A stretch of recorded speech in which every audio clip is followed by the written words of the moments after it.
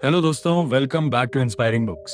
आज हम एक ऐसी प्रॉब्लम के बारे में बात करने वाले हैं जिसने हम सबको, चाहे हम दुनिया के किसी भी कोने हो, किसी ना किसी वक्त पर पूरी तरह से पैरालाइज करके रख दिया है। क्या आपके साथ कभी ऐसा हुआ है कि आप रात को 2 बजे अपने बेड पर लेटते हैं, कमरे में घुप अंधेरा है, सिर्फ घड़ी की टिक टिक सुनाई दे रही है और अचानक आपका दिमाग एक ऐसी गलती के बारे में सोचने लगता है जो आपने 5 साल पहले किसी ऑफिस मीटिंग या कॉलेज प्रेजेंटेशन में की थी। या फिर आप अपने दिन की शुरुआत करते हैं, सब कुछ ठीक लग रहा होता है, लेकिन अचानक से एक छोटी सी प्रॉब्लम आती है। किसी ने आपको इग्नोर कर दिया या किसी ने थोड़ा रूड टोन में बात की और आपका पूरा दिन उस एक छोटी सी बात को डिसाइड करने में, ओवर एनालाइज करने में निकल जाता है। ये ओवर थिंकिंग, ये नेगेटिव थॉट्स का एक ऐसा लूप है जो एक बीमारी बन चुका है। ये एक ऐसी डीप रूटेड आदत है जो हमारी नींद, हमारी मेंटल पीस, हमारी एनर्जी और हमारी खुशी को धीरे धीरे अंदर ही अंदर खा रही है। एक टर्म होता है मेंटल एग्जॉशन और ये फिजिकली थकने से कहीं ज्यादा खतरनाक होता है। आप दिन भर बिस्तर पर लेटे रह सकते हैं, लेकिन अगर आपका दिमाग 200 किलोमीटर प्रति घंटे की स्पीड से नेगेटिव थॉट्स की हाईवे पर दौड़ रहा है, तो आप सुबह उठकर ऐसा फील करेंगे जैसे आपने कोई पहाड़ तोड़ा हो। आज हम इस चैनल इंस्पायरिंग बुक्स पर एक ऐसी बुक के बारे में डीपली चर्चा करने जा रहे हैं जो आपकी इस मेंटल हाईवे को कंप्लीटली रिस्ट्रक्चर कर सकती है। इस लाइफ चेंजिंग बुक का नाम है stop negative thinking, how to control your thoughts, stop over thinking and transform your mental habits. ये किताब सिर्फ ऊपर ऊपर से सरफेस लेवल बातें नहीं करती। यह आपको यह नहीं बोलेगी कि बस पॉजिटिव सोचो या सब ठीक हो जाएगा।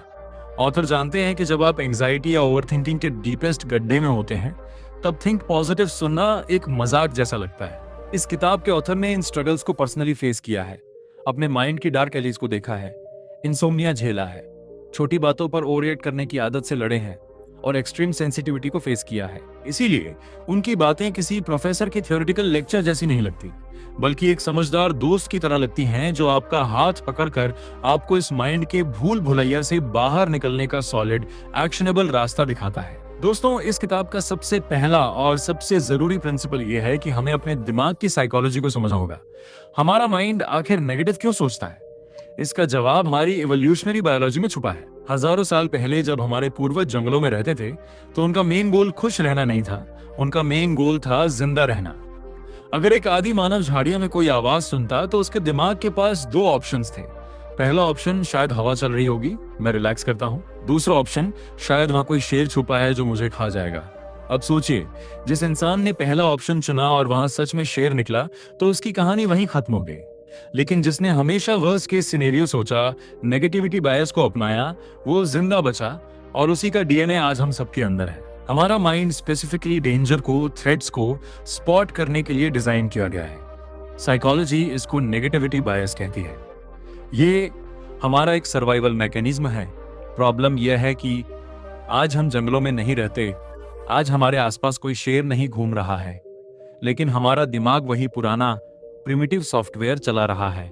आज हमारे लिए थ्रेट का मतलब फिजिकल डेंजर नहीं रहा, बल्कि सोशल डेंजर बन गया है। बॉस की एक ईमेल, पार्टनर का एक टेक्स्ट मैसेज जिसमें इमोजी ना हो, या इंस्टाग्राम पर किसी की परफेक्ट लाइफ देखना, हमारा एमिगडाला जो ब्रेन का अलार्म सिस्टम है, इन छोटी छोटी बातों को भी लाइफ और डेथ सिचुएशन की तरह प्रोसेस करता है और हमारी बॉडी में स्ट्रेस हार्मोन्स रिलीज कर देता है। इसलिए जब अगली बार आप खुद को नेगेटिव सोचता हुआ पाएं, तो सबसे पहले खुद को जज करना बंद करें। अपने आप से कहें, मेरा दिमाग टूट नहीं गया है, वो सिर्फ वही कर रहा है जिसके लिए वो डिजाइन हुआ था, वो मुझे प्रोटेक्ट करने की कोशिश कर रहा है।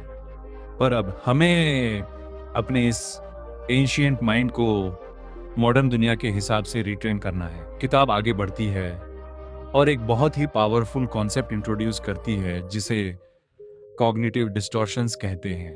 ये डिस्टॉर्शंस असल में दिमाग की वो ट्रिक्स हैं, वो फॉल्टी फिल्टर्स हैं जो रियलिटी को ट्विस्ट कर देते हैं।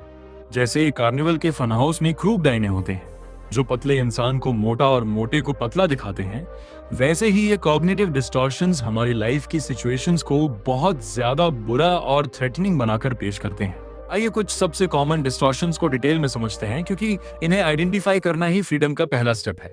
पहला सबसे बड़ा डिस्टॉर्शन है ब्लैक एंड व्हाइट थिंकिंग का, जिसे ऑल और नथिंग थिंकिंग भी कहते हैं। इस स्टेट में दिमाग के पास बीच का कोई ग्रे एरिया नहीं होता। या तो आप परफेक्ट हैं या आप एक एब्सोल्यूट फेल्योर हैं। चलिए इसको एक एग्जाम्पल से समझते हैं। मान लीजिए आपने तय किया कि आप सुबह जल्दी उठकर जिम जाएंगे। 2 दिन आप गए, लेकिन तीसरे दिन आप थक गए और आपसे नहीं उठा गया। अब आपका दिमाग क्या कहेगा? देखा, मैं कभी फिट नहीं हो सकता, मेरा कोई विल पावर नहीं है, मैं हमेशा गिव अप कर देता हूं। आपने नोटिस किया? एक दिन की छोटी सी मिस्टेक को दिमाग ने एक मैसिव कैरेक्टर फ्लॉ बना दिया। यह है ब्लैक एंड व्हाइट थिंकिंग। दूसरा डिस्टॉर्शन है कैटास्ट्रोफाइजिंग, यानी राय का पहाड़ बनाना, छोटी सी प्रॉब्लम का सबसे बुरा अंजाम अस्यूम कर लेना। अगर आपकी तबीयत थोड़ी खराब है और सिर में दर्द है, तो दिमाग तुरंत वेबएमडी टाइप डायग्नोसिस करके सोचेगा, मुझे कोई ब्रेन ट्यूमर तो नहीं। या अगर आपके पार्टनर ने आपकी कॉल नहीं उठाई, तो आप सोचते हैं उनका पक्का एक्सीडेंट हो गया है, या वो मुझे छोड़ने का प्लान बना रहे हैं। हमारा दिमाग बिना किसी सॉलिड प्रूफ के 0 से सीधा 100 पर जंप कर जाता है। तीसरा डिस्टॉर्शन है माइंड रीडिंग, जो ओवरथिंकर्स का सबसे फेवरेट पास टाइम होता है। हम बिना सोचे समझे ये अस्यूम कर लेते हैं कि दूसरे लोग हमारे बारे में क्या सोच रहे हैं। जब मैंने उस मीटिंग में आइडिया दिया, तो राहुल जरूर सोच रहा होगा कि मैं कितना बेवकूफ हूँ, या ये लोग मुझे जज कर रहे हैं क्योंकि मैंने पुराने कपड़े पहने हैं। सच्चाई ये है दोस्तों, लोगों के पास इतना वक्त ही नहीं है। हर इंसान अपने ही माइंड की कॉम्प्लेक्सिटी, अपनी इनसिक्योरिटीज और अपनी ही बिल्स पे करने में इतना बिजी है कि वो आपको उस लेवल पर नोटिस ही नहीं कर रहा जितना आपको लगता है। चौथा डिस्टॉर्शन है फिल्टरिंग, जहां आपका दिमाग किसी भी सिचुएशन के सारे पॉजिटिव एस्पेक्ट्स को बिल्कुल गायब कर देता है और सिर्फ एक नेगेटिव पॉइंट पर फोकस करता है। जैसे आपने एक बहुत अच्छा काम किया, आपके बॉस ने आपकी पूरी रिपोर्ट को प्रेज किया, 99% चीजें परफेक्ट थी, बस एक छोटी सी स्पेलिंग मिस्टेक थी जिसके लिए उन्होंने पोलाइटली पॉइंट आउट किया। आप घर आएंगे और पूरी रात उस एक स्पेलिंग मिस्टेक के बारे में ओवरथिंक करेंगे, उन 99 प्रेजेस को पूरी तरह से कूड़ेदान में डाल देंगे। ये डिस्ट्रक्टिव सेल्फ परसेप्शन ही है जो हमारी रियलिटी को एक नरक में बदल देती है। इन डिस्टॉर्शंस को पहचानना इसलिए जरूरी है क्योंकि हम अक्सर अपने थॉट्स को फैक्ट समझ लेते हैं। हम सोचते हैं अगर मेरे दिमाग ने ये सोचा है तो ये सच ही होगा। स्टॉप नेगेटिव थिंकिंग हमें सिखाती है कि you are not your thoughts. आप अपने विचार नहीं हैं, आप वो कॉन्शियसनेस है, वो अवेयरनेस है जो इन विचारों को ऑब्जर्व कर रही है। जब तक आप इस फंडामेंटल ट्रुथ को नहीं समझेंगे, तब तक आप ओवरथिंकिंग के शिकार रहेंगे। आपको अपने और अपने थॉट्स के बीच में एक मेंटल स्पेस क्रिएट करना होगा।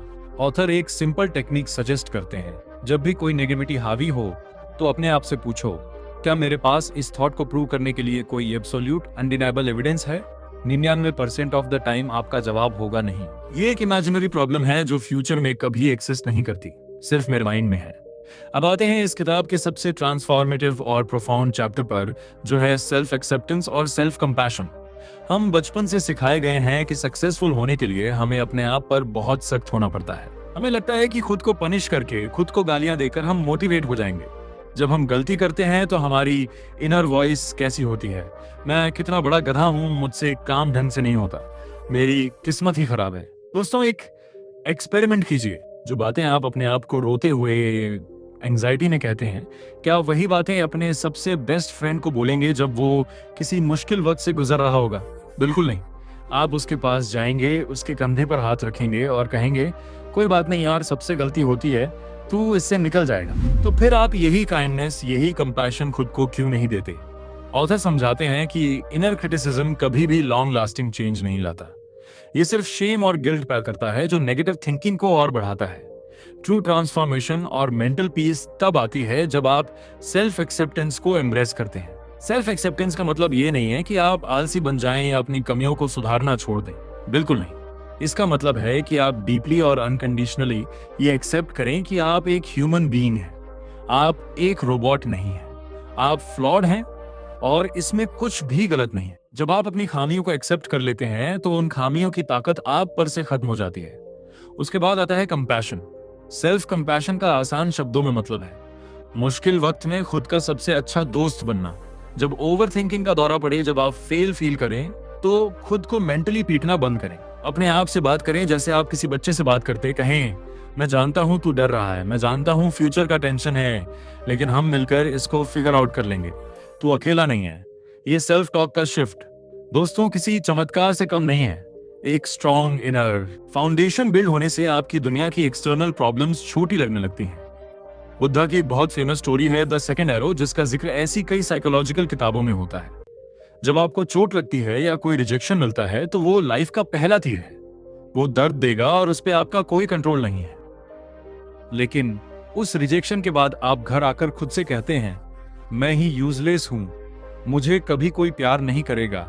यह आप अपने आप को दूसरा तीर मार रहे हैं। पहला तीर अनअवॉइडेबल पेन है, लेकिन दूसरा तीर सफरिंग है, और यह सफरिंग 100% आपके कंट्रोल में है। कंपैशन आपको उस दूसरे तीर को मारने से रोकता है। यह आपको सिखाता है कि अपनी सफरिंग को बढ़ाना कब बंद करना है। किताब आगे चलकर हमें 3 प्रैक्टिकल स्टेजेस देती है इन मेंटल हैबिट्स को ट्रांसफॉर्म करने के लिए: प्रीएम्प्टिंग, मैनेजिंग और कॉन्करिंग। चलिए सबसे पहले प्रीएम्प्टिंग पर डीपली बात करते हैं। प्रीएम्प्टिंग का मतलब है अटैक होने से पहले ही डिफेंस तैयार रखना। ऐसा नहीं है कि आप आग लगने का वेट करें, आप पहले से ही फायर एक्सटिंग्विशर्स इंस्टॉल करके रखें। इसका सबसे बड़ा हिस्सा है अपने ट्रिगर्स को पहचानना। ऐसे कौन से लोग, प्लेसेस या हैबिट्स हैं जो आपकी नेगेटिव थिंकिंग की मशीन को चालू कर देते हैं? क्या रात को 11 बजे तक न्यूज देखना आपका ट्रिगर है? न्यूज चैनल्स का तो बिजनेस मॉडल ही नेगेटिविटी पर चल रहा है। आपको डराना उनका मकसद है ताकि आप चैनल ना बदलें। क्या आप सुबह उठते ही अपना फोन चेक करते हैं? ये एक सबसे डिस्ट्रक्टिव आदत है। जब आप सुबह उठते हैं, आपका ब्रेन अल्फा और थीटा स्टेट्स में होता है, एकदम स्पंज की तरह हाईली सजेस्टेबल होता है। और उस वक्त आप उसे क्या फीड कर रहे हैं? इंस्टाग्राम पर लोगों की हैवीली एडिटेड पिक्चर्स और अनरियलिस्टिक लाइफस्टाइल्स। फिर आप पूरा दिन कॉन्शियसली या सबकॉन्शियसली खुद को उनसे कंपेयर करते हैं। उसके पास इतना पैसा है, वो वेकेशन पे गया है, मेरी लाइफ तो जीरो है। दोस्तों, आप किसी के हाईलाइट रील को अपने बिहाइंड द सीन से कंपेयर नहीं कर सकते। ऑथर का प्रैक्टिकल एडवाइस यहाँ पर यह है कि सुबह का पहला 1 घंटा और रात का आखिरी 1 घंटा आपका सैक्रेड टाइम होना चाहिए, यानी फोन फ्री जोन। इस टाइम को अपने आप को ग्राउंड करने में लगाएं। प्रीएम्प्टिंग का दूसरा पावरफुल टूल है जर्नलिंग। हमारे दिमाग में एक दिन में करीब 60,000 थॉट्स आते हैं। जब नेगेटिविटी होती है तो ये थॉट्स एक तूफान की तरह चक्कर लगाते हैं, एक लूप बन जाता है। हम उसी प्रॉब्लम को बार बार रोटेट करते रहते हैं। लेकिन जब आप एक पेन और पेपर लेकर इन थॉट्स को लिखना शुरू करते हैं तो आप उनकी स्पीड को ब्रेक कर देते हैं। राइटिंग फोर्स करती है दिमाग को स्लो डाउन होने में। इसे ब्रेन डंप मेथड कहते हैं। जो भी अनश्रृण विचार आपके अंदर है, बिना किसी ग्रामर या लॉजिक की परवाह किए उसको कागज पर उगल दें। जब आप अपने डर को बाहर पेपर पर लिखा हुआ देखते हैं तो उसकी इंटेंसिटी 80% कम हो जाती है। आपको रियलाइज होता है कि अरे, ये प्रॉब्लम इतनी बड़ी भी नहीं थी जितना दिमाग इसका हल्ला मचा रहा था। अब आते हैं सेकंड स्टेज पर, मैनेजिंग। प्रीएम्प्टिंग के बाद भी कभी कभी तूफान आएगा, नेगेटिविटी आप पर हावी होगी। उस वक्त क्या करें जब आप एंजाइटी के बीच में हो, जब ब्रीथिंग फास्ट हो जाए और mind spirals out of control हो? उस टाइम फिलॉसफी काम नहीं आती, उस टाइम फिजियोलॉजी काम आती है। आपको अपने नर्वस सिस्टम को तुरंत हैक करना होता है। इसके लिए किताब ग्राउंडेड टेक्निक्स पर फोकस करती है। सबसे फेमस और इंस्टेंटली इफेक्टिव टेक्निक है 5-4-3-2-1 मेथड। जब ओवरथिंकिंग पैरालाइज कर दे, वहीं रुक जाओ। अपने आसपास की 5 ऐसी चीजें ढूंढो जिन्हें आप देख सकते हो और उनका नाम जोर से बोलो, जैसे सफेद दीवार, नीला कप, लैपटॉप, पेन, दरवाजा। फिर 4 ऐसी चीजें जिन्हें आप टच कर सकते हो, कुर्सी की फैब्रिक, कपड़ों का टेक्सचर, टेबल की सतह। फिर 3 ऐसी चीजें जिन्हें आप सुन सकते हो, एसी की आवाज, बाहर से आती गाड़ी की आवाज, फैन की आवाज। फिर 2 चीजें जिन्हें आप स्मेल कर सकते हो और 1 चीज जिसे आप टेस्ट कर सकते हो। ये आसान लगती है, लेकिन इसके पीछे की न्यूरोसाइंस बहुत डीप है। ये ट्रिक आपके दिमाग के ओवर एक्टिव सेंटर एमिगडाला से ब्लड फ्लो हटाकर प्रीफ्रंटल कॉर्टेक्स में ले आती है। ये आपको डायरेक्टली प्रेजेंट मोमेंट में पटक देती है। नेगेटिव थॉट्स हमेशा या तो पास्ट के रिग्रेट्स में होते हैं या फ्यूचर की एंजाइटी में। प्रेजेंट मोमेंट में, इस पर्टिकुलर सेकंड में जब आप सांस ले रहे हैं, आप कंप्लीटली सेफ हैं। माइंडफुलनेस इस किताब का एक कोर एलिमेंट है। लेकिन माइंडफुलनेस का मतलब ये बिल्कुल नहीं है कि आप पहाड़ पर बैठकर ध्यान लगाएं और सब कुछ ब्लैंक कर दें। माइंड को ब्लैंक करना इम्पॉसिबल है दोस्तों। माइंड का काम है थॉट्स जनरेट करना। माइंडफुलनेस का मतलब है अपने थॉट्स को बिना किसी जजमेंट के देखना। इमेजिन कीजिए आप किसी रास्ते पर चल रहे हैं और आसमान में बादल हैं। क्या आप उन बादलों से लड़ते हैं? क्या आप कहते हैं कि ये बादल काला क्यों है? नहीं ना, आप बस ऑब्जर्व करते हैं कि बादल वहां है और वो गुजर जाएगा। आपके थॉट्स भी वही बादल हैं। जब एक बुरा ख्याल आए तो घबराइए मत, उससे भागिए मत, उसे देखिए और मेंटली कहिए, ओवरथिंकिंग का वक्त आ गया, एक नेगेटिव थॉट आया है, हेलो, और फिर उसे वहां से जाने दीजिए। उस थॉट में एनर्जी मत डालिए। जैसे ही आप ऑब्जर्व करते हैं, थॉट की पावर खत्म हो जाती है। हम प्रॉब्लम को तब बड़ा बनाते हैं जब हम थॉट पर रिएक्ट करके उसके ऊपर कहानियां लिखने लगते हैं। इस दौरान अपनी ब्रीथिंग को स्लो रखना बहुत जरूरी है। Box breathing, 4 second inhale, 4 second hold, 4 second एक खेल, 4 सेकंड होल्ड आपके पैरासिम्पैथेटिक नर्वस सिस्टम को एक्टिव करती है, जो रेस्ट और डाइजेस्ट मोड होता है। जब आपकी सांस शांत होती है, दिमाग चाहकर भी पैनिक नहीं कर सकता, क्योंकि फिजियोलॉजी माइंड को सिग्नल भेजती है कि सब सेफ है। तीसरी और फाइनल स्टेज है कॉन्करिंग। ये एक लॉन्ग टर्म प्रोसेस है जिसमें हम अपने दिमाग की पुरानी वायर्स को निकालकर नई वायरिंग करते हैं। इसे साइंस की भाषा में न्यूरोप्लास्टिसिटी कहते हैं। दोस्तों, एक नियम है न्यूरोसाइंस में जिसे हेब्स लॉ कहते हैं। Neurons that fire together wire together. इसका मतलब है कि आप जैसा सोचते हैं, आपके दिमाग के सर्किट्स वैसे ही फिजिकल शेप लेने लगते हैं। अगर आपने पिछले 10 साल से कंप्लेन करने की, डरने की, ओवरथिंक करने की आदत बनाई हुई है, तो आपके दिमाग में नेगेटिविटी का एक मल्टी लेन सुपर हाईवे बन चुका है। नेगेटिव थॉट्स वहीं बिना किसी एफर्ट के फास्ट स्पीड में ट्रैवल करते हैं। लेकिन पॉजिटिविटी या प्रॉब्लम सॉल्विंग का रास्ता अभी सिर्फ एक जंगल की कच्ची सड़क है। जब आप स्टार्ट में पॉजिटिव या रियलिस्टिक सोचने की कोशिश करेंगे, तो दिमाग रेसिस्ट करेगा, मुश्किल लगेगा। लेकिन लगातार प्रैक्टिस से वो कच्चा रास्ता सुपर हाईवे बन जाएगा और नेगेटिविटी का हाईवे यूज ना होने की वजह से टूट जाएगा। इसे अचीव करने के लिए ऑथर एक बहुत प्रैक्टिकल डेली हैबिट देते हैं, थॉट रिप्लेसमेंट का, जिसे कॉग्निटिव रिफ्रेमिंग भी कहा जाता है। हम पॉजिटिव अफर्मेशंस की बात नहीं कर रहे हैं।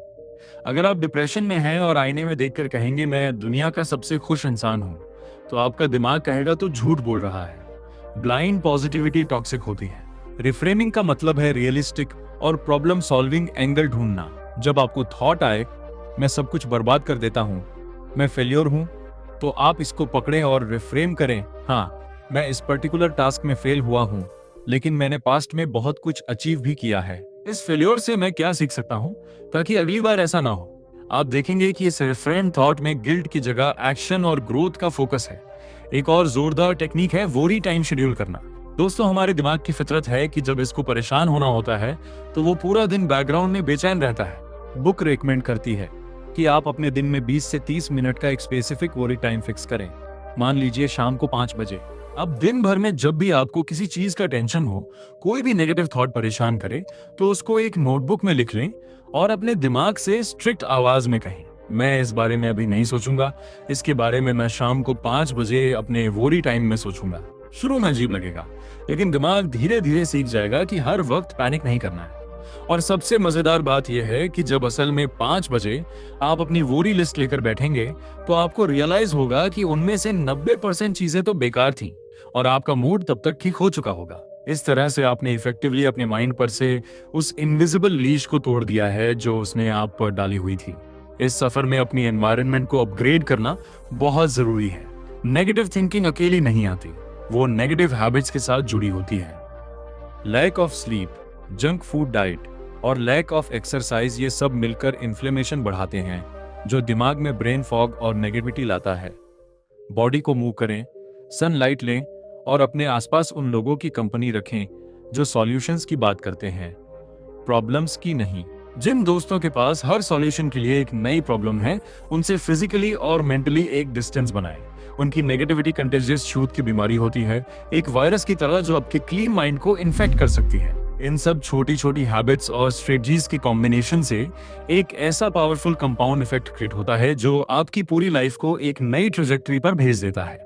जब आप इन स्टेप्स पर लगातार पेशेंटली काम करेंगे, तो एक दिन आप नोटिस करेंगे कि अचानक एक ऐसी बात आई जिस पे पहले आप पैनिक करते, रोती हुई रातें बिताते, लेकिन आज आपने एक गहरी सांस ली, स्माइल की और आगे बढ़ गए। उस दिन आपको समझ आएगा कि स्टॉप नेगेटिव थिंकिंग सिर्फ एक बुक का टाइटल नहीं, एक जीने का तरीका बन गया है। दोस्तों, ओवर थिंकिंग की चेन्स एक ही दिन में नहीं टूटती हैं। हो सकता है आज की इस वीडियो को सुनने के बाद भी आज रात को आपका माइंड थोड़ा भटके, लेकिन अब आपके हाथ में अवेयरनेस है, अब आपके पास टूलकिट है। अब आप विक्टिम नहीं हैं, आप एक मेंटल वॉरियर हैं। अपने माइंड से दोस्ताना रिश्ता बनाइए, कंपैशन का हथियार यूज कीजिए और याद रखिए कि आपके थॉट्स आपकी तकदीर तय नहीं करते, आपका रिस्पॉन्स आपकी तकदीर तय करता है। मुझे पूरी उम्मीद है कि इस किताब के ये गहरे फिलोसॉफिकल लेकिन इंटेंसली प्रैक्टिकल लेसन्स आपको उस जेल से आज़ाद करेंगे जिसके दरवाजे पर ताला आपने ही लगा रखा था। ये एक 1% बेटर होने की फिलॉसफी है। एक छोटी आदत हर दिन और कुछ महीनों में आप खुद को पहचान नहीं पाएंगे। अगर आपको ये डीप डाइव या मेंटल क्लैरिटी की जर्नी थोड़ी सी भी वैल्यूएबल लगी हो, अगर एक भी नेगेटिव थॉट आज ब्रेक हुआ हो, तो इंस्पायरिंग बुक्स चैनल को सब्सक्राइब जरूर करें और नोटिफिकेशन बेल दबा दें। हम इंस्पायरिंग बुक्स पर कंसिस्टेंटली ऐसी ही ट्रांसफॉर्मेटिव, डीप और लाइफ अल्टरिंग बुक्स की समरीज लाते हैं, ताकि आप हर रोज स्टेप बाय स्टेप अपने बेस्ट वर्जन की तरफ बढ़ सकें। अपने किसी करीबी दोस्त, फैमिली मेंबर या कलीग को ये वीडियो जरूर भेजें जो चुपचाप इस एंजाइटी और ओवरथिंकिंग की जंग अकेले लड़ रहा है। आपकी एक शेयर शायद उनकी रात की नींद वापस ला सकती है, उनकी जिंदगी में एक उम्मीद की किरण ला सकती है। कमेंट सेक्शन में जरूर लिखकर बताएं कि आप कौन सा कॉग्निटिव डिस्टॉर्शन सबसे ज्यादा एक्सपीरियंस करते हैं और कौन सी नई हैबिट आप कल सुबह से शुरू करने वाले हैं। तब तक के लिए अपना और अपने माइंड का ख्याल रखिए। अपने अंदर की आवाज को थोड़ा प्यार और काइंडनेस सिखाइए। हम मिलेंगे आपसे अगली ऐसी ही जोरदार वीडियो में। Keep growing, keep believing in yourself and always remember, you have the absolute power to change your mind. Thank you so much for watching Inspiring Books.